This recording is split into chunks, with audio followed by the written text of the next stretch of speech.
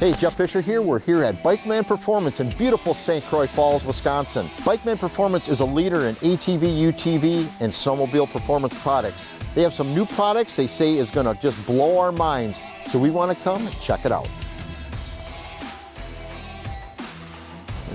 You know, we're on our way to see if we can find Joey Strube. He is the man behind the dyno. Joey. Oh, hey, Jeff. How's it going, buddy? What do you got going here? There's a lot of numbers and a lot of things happening up there.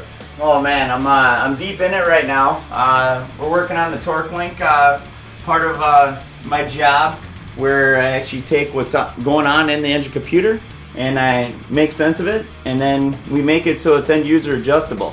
So today, Skidoo 850 on the dyno. This one's a 2019 Summit, and we're making small changes to it and verifying that, you know, if I make a fuel adjustment here, that it's actually making a fuel adjustment in the computer. So also we're putting on performance parts and making sure that the tune for the performance parts is right. So we're kind of in the infancy of the creating tunes, but you'll get to see a nice window into the world of dynoing. And yeah, so this is our sled on the dyno.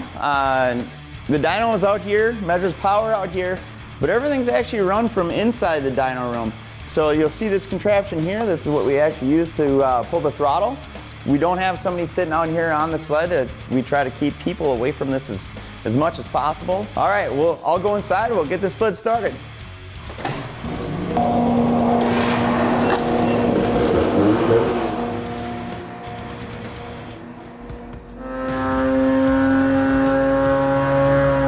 And we do multiple runs so that we can, you know, verify that everything's running consistent, because if you have big swings in your dyno graph, it's hard to know whether your changes are a good change or a bad change. But once we can get it to run multiple right over the top of each other, we know that if we make a good change from there, it's actually a good change. I got about a year of my life invested into decoding binary to bring the torque link up to date.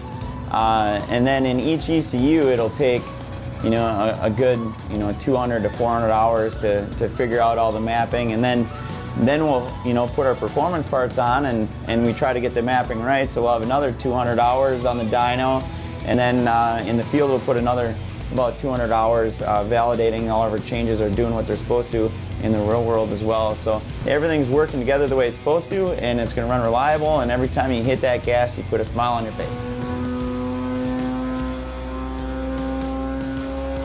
Yeah, it's definitely made a change. It looked like it dropped down a little bit up top, so we'll take this information and figure out what exactly the change is actually doing within the computer program, and we'll be smarter when we're all done.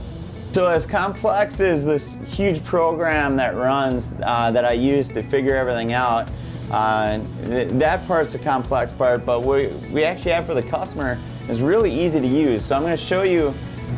This is a Skidoo, so we're going to connect to it. It reads the ECU serial number.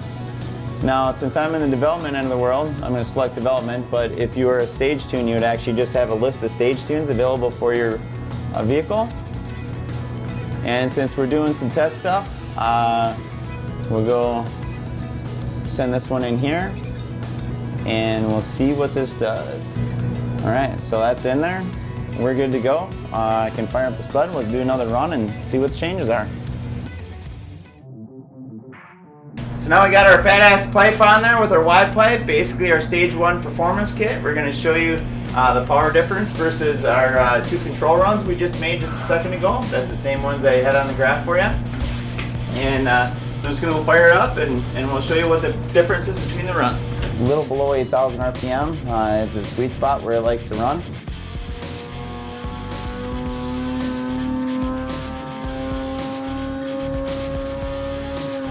The sled's getting a little warm out there. I need to turn up the coolant to keep that down, but still made 178.4, and we can actually overlay what the stock run was, and you can see the difference the whole way through.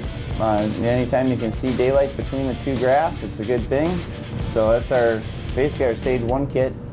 So the dyno we just did on the Skidoo is what the pipe does on a stock ECU. But now once we start making changes within the mapping, we'll be able to refine that and make that even better.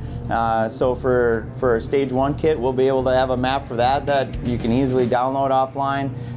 For a 911 big bore, we'll have a map for that, and anytime you start changing the volumetric efficiency of the engine, it's really important that we keep the fuel and the ignition right for that.